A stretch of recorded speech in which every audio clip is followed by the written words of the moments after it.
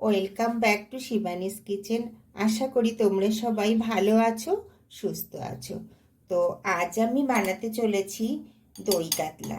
তার জন্য নিয়েছি 4 পিস কাতলা মাছ, আর দিয়ে দিলাম সামান্য একটু গোলমরিচের গুঁড়ো আর সামান্য একটু হলুদ, আর দিয়ে দেব সামান্য একটু নুন। এবার নুন, হলুদ আর গোলমরিচের গুঁড়োটা মাছের গায়ে ভালো করে মেখে নেব। তোমরা চাইলে হলুদটা স্কিপ করেই যেতে পারো, কারণ অনেকেই দই কাতলা একদমই সাদা কালারের খেতে বেশি পছন্দ করে।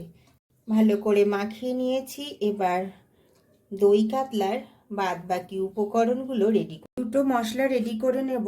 প্রথম মশলাটার জন্য একটা গ্রাইন্ডার জার নিয়েছি, তার মধ্যে দিয়ে দিচ্ছি মাঝারি সাইজের একটা পেঁয়াজ, 4 কোয়া রসুন, 3টে কাঁচা লঙ্কা আর সামান্য একটু আদা। আর এর মধ্যে কিছু গুঁড়ো মশলাও একসঙ্গে অ্যাড করে দেব। দিয়ে দেব হাফ চামচের মতো জিরের গুঁড়ো আর হাফ চামচের মতো ধনের গুঁড়ো। সামান্য একটু জল দিয়ে দেব, তাহলে পেস্টটা খুব ভালো হবে। এই মশলাটা হয়ে গেছে, এটা ঢেলে রেখে এই জারেই সেকেন্ড মশলাটাও রেডি করে নেব। দিয়ে দিচ্ছি 8টা কাজু, আর এর সঙ্গে দেব 1 চামচের মতো পোস্ত দানা। জল ছাড়াই একটু পেস্ট করে নেব। এই দেখো এরকম হবে। এবার এর মধ্যে দিয়ে দেব 4 চামচ টক দই, তাহলে মশলাটা খুব ভালো পেস্ট হয়ে যাবে। আর টক দইটা যখন রান্নার সময় দেব তখন কেটেও যাবে না। তো দেখো এই মশলাটাও হয়ে গেছে। গ্যাস জ্বালিয়ে কড়াই বসিয়ে দিয়েছি, কড়াই গরমও হয়ে গেছে। এবার দিয়ে দেব 4 চামচের মতো সর্ষের তেল। তেলটা গরম হয়ে গেছে, একটু কড়াইয়ের গায়ে এভাবে ছড়িয়ে নেব, আর দিয়ে দেব সামান্য একটু নুন। এবার এই যে মাছগুলো মাখিয়ে রেখেছিলাম, নুন, হলুদ আর গোলমরিচ দিয়ে সেই মাছগুলো দিয়ে দেব। খুব বেশি করে ভাজবো না, হালকা করে ভেজে নেব। রান্নাটা কিন্তু আমি ভীষণই সহজ পদ্ধতিতে করছি, খুবই তাড়াতাড়ি হয়ে যায়, কোনো ঝামেলার ব্যাপারই নেই। মাছগুলো উল্টে দিচ্ছি, এই সাইডটা হয়ে গেছে।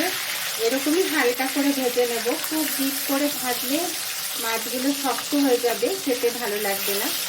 মাঝে মাঝে একটু অন্যরকম রান্না করে সবাইকে খাইয়ে তৃপ্তি পাওয়ার আনন্দটাও তো আছে, তাই না?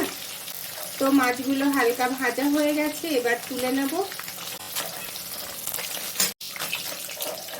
এই তেলের মধ্যেই দিয়ে দিচ্ছি 2টো তেজপাতা, একটা শুকনো লঙ্কা আর কিছু গোটা গরম মশলা।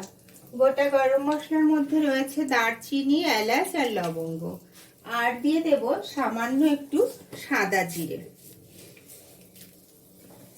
মশলাটা একটু ভাজা ভাজা হয়ে এলে প্রথমে গ্রাইন্ডার জারে যে মশলাটা করেছিলাম, পেঁয়াজ, আদা, লঙ্কা আর কিছু গুঁড়ো মশলা, সেটা দিয়ে দেবো। এবার দিয়ে দেব সামান্য একটু নুন।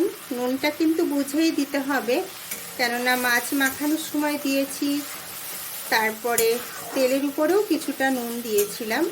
দিয়ে দিলাম হাফ চামচের মতো চিনি।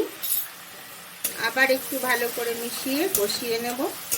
এই মশলাটা খুব ভালোভাবে কষানো হয়ে গেছে। এবার আর একটা যে মশলা করেছিলাম, দই, কাজু আর পোস্ত মিলিয়ে, সেটা দিয়ে দিলাম। জারের মধ্যে একটু জল দিয়ে ভালো করে ধুয়ে দিয়ে দিলাম মশলাটা।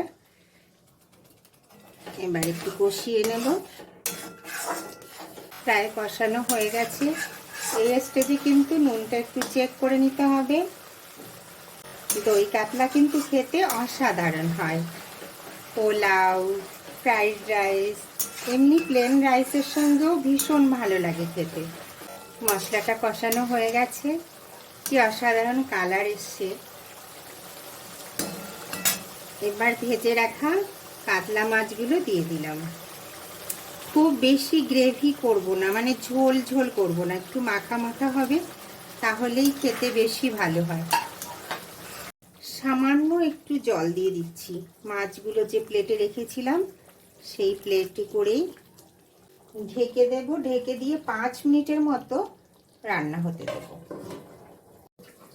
5 মিনিট তো প্রায় হয়ে গেছে। ঢাকনা তুলে একটু দেখে নিচ্ছি। একটু কস্তুরি মেথি হাতের তালুতে নিয়ে এভাবে ক্রাশ করে তারপরে ছড়িয়ে দেব। কস্তুরি মেথির ফ্লেভার কিন্তু বেশ ভালো লাগে। আর দিয়ে দেব সামান্য একটু গরম মশলার গুঁড়ো। ব্যাস, আর কোনো কিছুই দেবার দরকার নেই। গ্যাসের ফ্লেমটা বন্ধ করে ঢাকনা বন্ধ করে দিলাম। 2 মিনিটের মতো স্ট্যান্ডিং টাইম দিয়ে প্লেটিং করে আনছি। লাঞ্চ হোক বা ডিনার, সঙ্গে যদি এমন একটা রান্না থাকে তো একদম জমে যাবে। তো বন্ধুরা, আমার দই কাতলার রেসিপি যদি তোমাদের ভালো লেগে থাকে তো লাইক, শেয়ার অ্যান্ড কমেন্টস করে জানাতে ভুলো না কিন্তু। আর নতুন বন্ধুরা, তোমরা যারা এখনও আমার চ্যানেলটিকে সাবস্ক্রাইব করোনি তারা সাবস্ক্রাইব করে দিও প্লিজ। আর হ্যাঁ, পাশে থাকা বেল আইকনটি প্রেস করতে ভুলো না কিন্তু, যাতে করে আমার রান্নার প্রথম নোটিফিকেশন তুমিই পেতে পারো। ধন্যবাদ।